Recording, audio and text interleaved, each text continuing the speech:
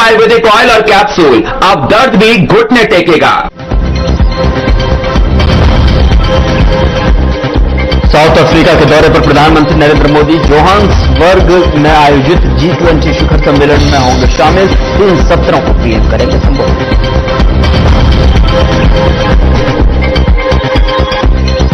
लाल किला के प्रांगण में होगा गुरु तेग बहादुर समागम। सीएम रेखा गुप्ता ने लिया तैयारियों का जायजा। 23 से 25 नवंबर तक होगा कार्यक्रम आयोजित।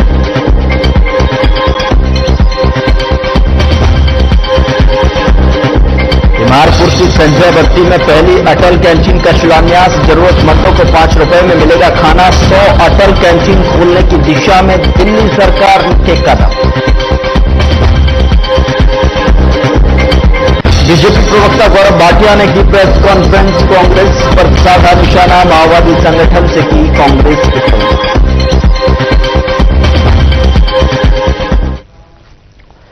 नमस्कार, मैं हूं आपके साथ गौरव राजेंद्र। बुलेटिन की शुरुआत करते हैं। प्रधानमंत्री नरेंद्र मोदी 20वें G20 लीडर्स समिट में शामिल होने के लिए साउथ अफ्रीका के जोहान्सबर्ग के पहुंचे। ये ग्लोबल साउथ में होने वाला लगातार चौथा G20 समिट होगा। प्रधानमंत्री मोदी के अलावा इस कार्यक्रम में दुनिया के कई राष्ट्राध्यक्ष पहुंच रहे हैं। पीएम मोदी G20 शिखर सम्मेलन में भारत का दृष्टिकोण पेश करेंगे। जानकारी के अनुसार इस कार्यक्रम में पीएम मोदी 3 सत्रों को संबोधित करते सकते हैं, जिनमें पहला सत्र समावेशी और सतत आर्थिक विकास, जिसमें कोई वंचित न रहे। वहीं दूसरा सत्र एक गतिशील विश्व G20 का योगदान है, जिसका उद्देश्य आपदा जोखिम में कमी, जलवायु परिवर्तन जैसे मुद्दों पर प्रकाश डालना है। तीसरे सत्र का विषय सभी के लिए निष्पक्ष और न्यायोचित भविष्य है। इन तीनों सत्रों को पीएम मोदी संबोधित कर सकते हैं।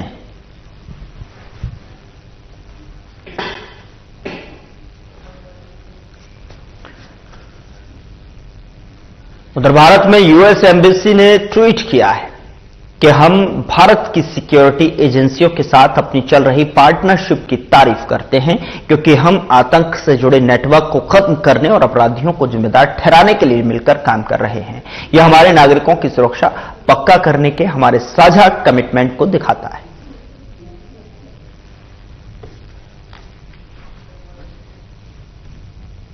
उधर विदेश मंत्री डॉक्टर एस जयशंकर ने आज नई दिल्ली में अफगानिस्तान के इंडस्ट्री और कॉमर्स मंत्री अलहाज नूरुद्दीन अजीजी से मुलाकात की और इस बैठक की जानकारी सोशल मीडिया पर साझा की। जयशंकर ने कहा कि अफगानिस्तान के साथ ट्रेड, कनेक्टिविटी और लोगों के बीच संबंधों को मजबूत कर बनाने के तरीकों पर विस्तृत चर्चा हुई। उन्होंने अफगान जनता के विकास और भलाई के लिए भारत के निरंतर सहयोग को दोहराते हुए कहा कि भारत हमेशा अफगानिस्तान के साथ खड़ा है और आगे भी उसका समर्थन जारी रहेगा।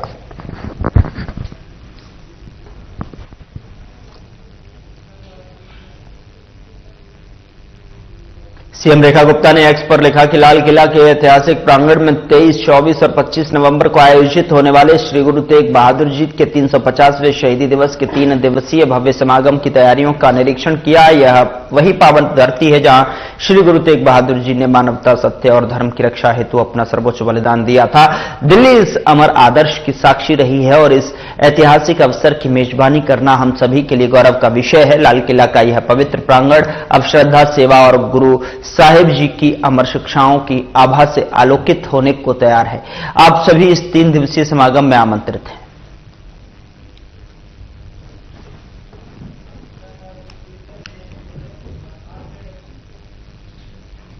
दिल्ली की मुख्यमंत्री रेखा गुप्ता ने गुरु तेग बहादुर जी की 350वीं शहादत के अवसर पर 23 से 25 नवंबर तक लाल किले पर 3 दिवसीय कार्यक्रम आयोजित करने की घोषणा की।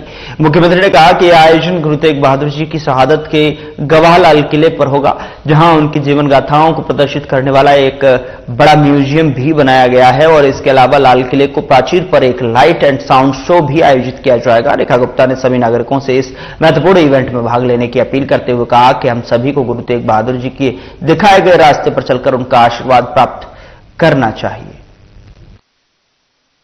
बहादुर साहब के 350वें शहीदी दिवस को पूरे देश में बहुत ही शिद्दत के साथ, सम्मान के साथ और जनता ने इस उत्सव को उत्सव के रूप में मनाते हुए आज यहाँ दिल्ली में भी हमने बहुत ही भव्य समागम का आयोजन किया है जो 3 दिन चलेगा। 23, 24 और 25 लाल किले पर इस कार्यक्रम का आयोजन किया गया है, क्योंकि गुरु साहब की शहादत का ये जो प्रांगण है वो साक्षी है और पूरा देश, पूरी दिल्ली इस समागम में शामिल होगी। 3 दिन लगातार यहाँ पर अनेकों कार्यक्रम रहेंगे।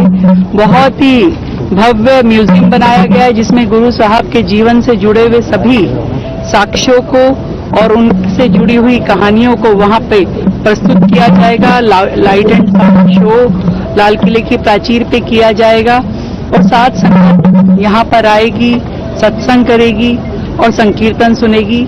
मैं पूरी दिल्ली के सभी समाजों के सभी भाइयों बहनों को आमंत्रित करना चाहती हूँ कि वो जरूर इस समागम में शामिल हो। 23, 24, 25 लाल किले पे जरूर आएं। आप सभी का दिल्ली सरकार की ओर से, गुरुद्वारा प्रबंधक कमेटी की ओर से स्वागत है। अभी जहां खड़े हैं केवल मैं उतनी बात करना चाहूंगी और दिल्ली सरकार की ओर से पूरा खुला निमंत्रण है। हमारे सभी भाई, सभी बहनें, सभी परिवार, सभी न्याणे सब आमंत्रित हैं। जरूर आएं, क्योंकि ऐसा भव्य आयोजन सदियों में कोई अवसर आता है तब हो पाता है और गुरु साहब की कृपा सब पे बनी रहे। श्री गुरु तेग बहादुर जी के 350वें शहीदी दिवस के अवसर पर लाल किले पर आयोजित होने वाले 3 दिवसीय भव्य समागम की तैयारियों की समीक्षा बैठक में हिस्सा लिया और आज मुख्यमंत्री जनसेवा सदन में हुई इस बैठक में समाज के हर वर्ग से आए प्रतिनिधिगण, हमारे सांसदगण, कैबिनेट के मंत्रीगण और जनप्रतिनिधियों ने समागम के उत्कृष्ट क्रियान्वयन के लिए अपने विचार और सुझाव साझा किए। 23, 24 और 25 नवंबर को लाल किले में आयोजित होने वाला यह भव्य समागम श्री गुरु तेग बहादुर जी के मानवता, सत्य और धर्म की रक्षा हेतु दिए गए सर्वोच्च बलिदान की कृतज्ञता पूर्वक नमन करने का अवसर है। हम सभी मिलकर गुरु साहिब के त्याग, करुणा, साहस और मानवता के संदेश को समाज के हर वर्ग तक पहुंचाएं और दिल्ली सरकार इस समागम को पूर्णतः भव्य, गरिमामय और जनभागीदारी से समृद्ध बनाने के लिए प्रतिबद्ध है, ताकि पूरा समाज एकजुट होकर गुरु साहिब के अमर उपदेशों को आत्मसात कर सके।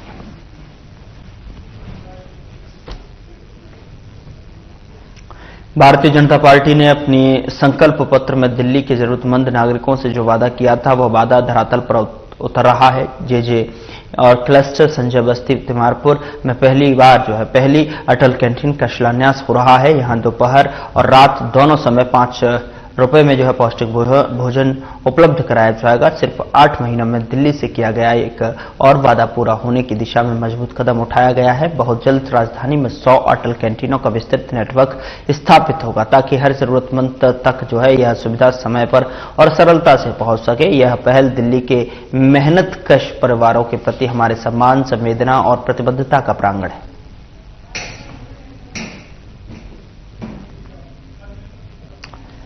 उधर दिल्ली में पहली बार अटल कैंटीन का शिलान्यास तिमारपुर स्थित संजय बस्ती में दिल्ली की सीएम रेखा गुप्ता ने पहली अटल कैंटीन का शिलान्यास किया। घोषणा के अनुसार शहर में कुल 100 अटल कैंटीनें खोली जाएंगी, जिसमें पौष्टिक भोजन केवल 5 रुपए में उपलब्ध होगा। कैंटीनों में digital token system, real time CCTV monitoring और स्वच्छ रसोई जैसी सुविधाएं होंगी। शिलान्यास कार्यक्रम में सांसद नेता मनोज तिवारी, कैबिनेट मंत्री आशीष सूद और विधायक सूर्य प्रकाश रत्री और सहित कई मंत्री उपस्थित रहे।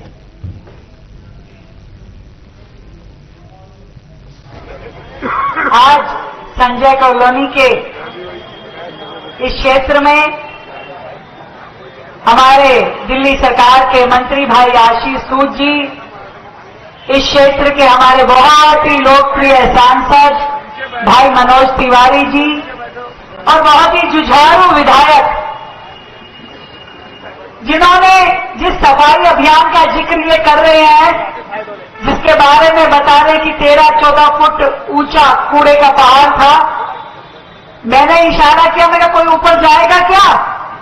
तो जो लोग उस दिन स्वच्छता अभियान में यहां थे, ये छलांग मार के ऊपर पहुंच गए। मैं बड़ा हंसी उस दिन, बाद में पता चला थोड़ा कमर में लचक भी आ गई थी भाई जी के। पर एक मिशन उठा लिया कि काम करना है तो करना है, और मैं आपको विश्वास दिलाती हूं आदरणीय नरेंद्र मोदी जी की ये जो पूरी टीम यहां बैठी है, ये सत्ता में सुख भोगने के लिए नहीं आई, ये आज सरकार में आई है तो जनता की सेवा करने के लिए। जो आदरणीय नरेंद्र मोदी जी का सोचना है, मोदी जी हमेशा यही कहते हुए, ना सोऊंगा ना सोने दूंगा।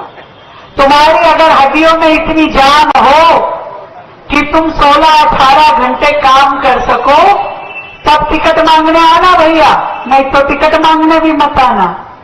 और वो खुद देखते हैं कि उनके सभी लोग अच्छे से काम करें, जनता की सेवा के लिए काम करें, चाहे वो पार्टी का पदाधिकारी हो और चाहे वो जनप्रतिनिधि हो।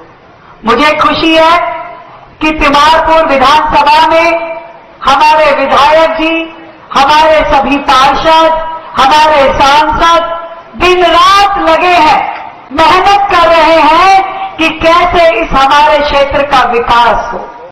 नहीं तो इससे पहले की जो सरकारें थी, उनका वो हाल था कि बच्चा तो पैदा कर दो, परंतु उसका जीवन आगे कैसे चलेगा, उसका भविष्य कैसे उज्जवल होगा, कभी उन्होंने देखा नहीं।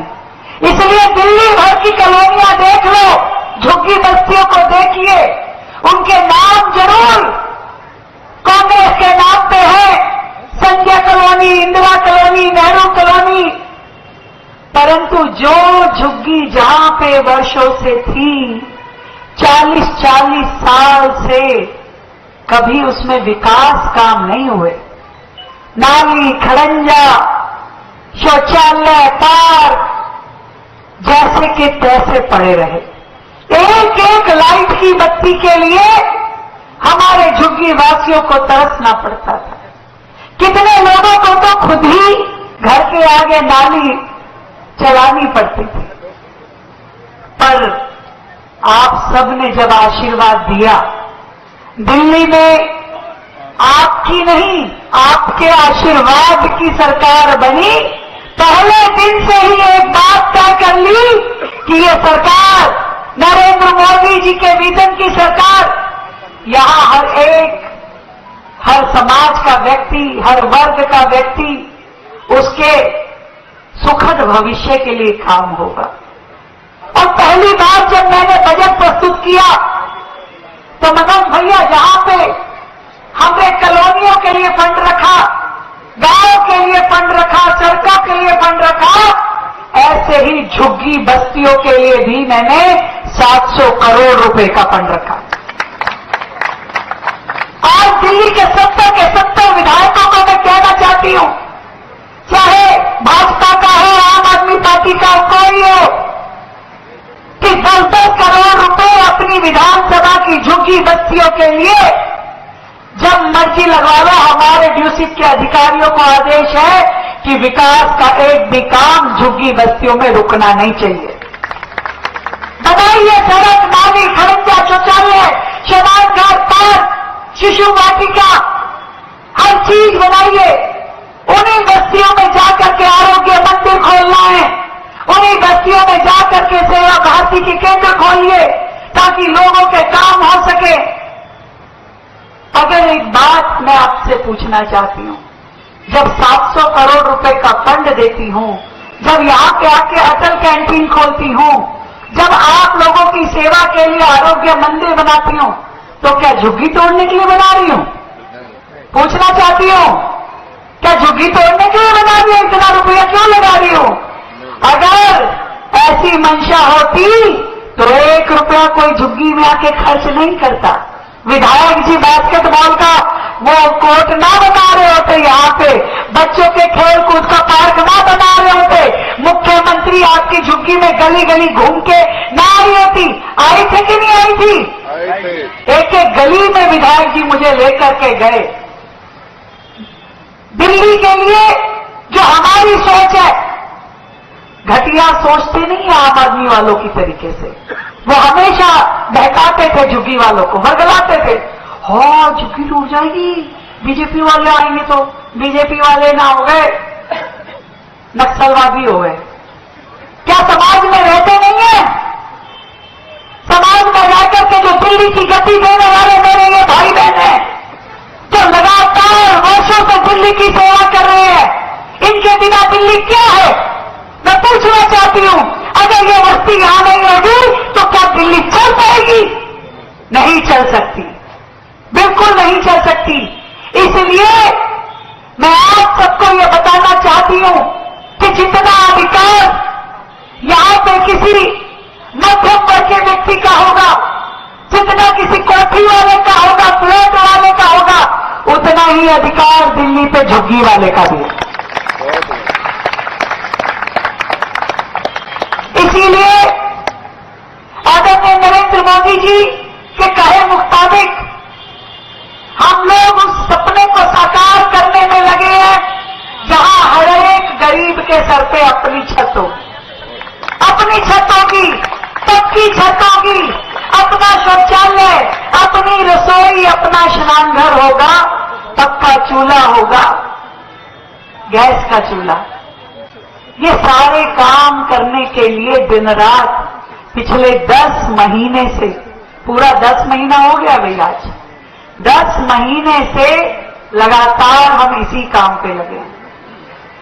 इसमें कहीं पे भी कोई भी किसी को कहने की आवश्यकता नहीं है। पूरी दिल्ली की बस्तियों के लिए काम कर रहे हैं, लगातार कर रहे हैं। मोदी जी के एक एक शब्द को हमने जमीन की हकीकत पे लेके आना है। और बीजेपी वो सरकार है, वो लोग हैं जो कहते हैं वो करते हैं, जो कहते हैं वो करते हैं। और आपको आपकी ये मुख्यमंत्री दीदी इस बात का भरोसा दिलाती है कि दिन रात 24 आवर्स आपके सुख दुख में आपके साथ खड़ी हुई है।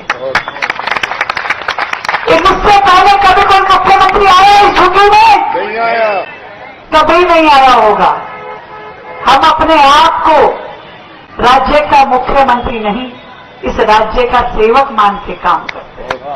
सेवा का काम है जनमानस को सुख मिले, समृद्धि मिले, दिल्ली तरक्की करे, विकास करे। आज जो लोग घड़ी घड़ी प्रेस कॉन्फ्रेंस करके बोलते हैं, मैं उनको बताना चाहती हूं कि भाई हम तो 10 महीने की सरकार है, तुम तो 10 साल यहां काम कर गए, 10 साल से इस गद्दी पर बैठे रहे, यहीं पर उसमें शीश महल बनाया था। कभी बाहर निकल के झांका था केजरीवाल जी ने कि किसे पॉल्यूशन कहते हैं? कभी उन्होंने बाहर निकल के झांका था कि दिल्ली में कूड़े के पहाड़ों का क्या हो रहा है, या पड़ोस से जो यमुना जी बह रही है, कभी उन्होंने झांक के देखा था? आज आपकी मुख्यमंत्री, आपके मंत्री, आपके विधायक, आपके सांसद गली नुक्कड़ चौक चौराहे में खड़े होकर के जनता के बीच में रह के काम करते हैं। कभी था आम आदमी पार्टी के राज में ऐसा माहौल? आज बात करने वाले हो गए वो, क्योंकि आज उनके पास काम ही बातें करने का है। पहले तो भ्रष्टाचार का भी समय था, घपलों का भी समय था, जनता को बरगलाने का भी समय था, हर काम था। अब केवल झूठ बोलने का है, जनता को उल्टी सीधी बातें करने का है। पर मैं आपको बताना चाहती हूं, ना उनकी दाल बिहार में गली, ना उनकी दिल्ली में गली, ना हरियाणा में गली दाल। वो बेचारे अपनी दाल लेके घूमे जा रहे हैं, दार दार घूम रहे हैं। फिलहाल बुलेटिन में इतना ही। नमस्कार।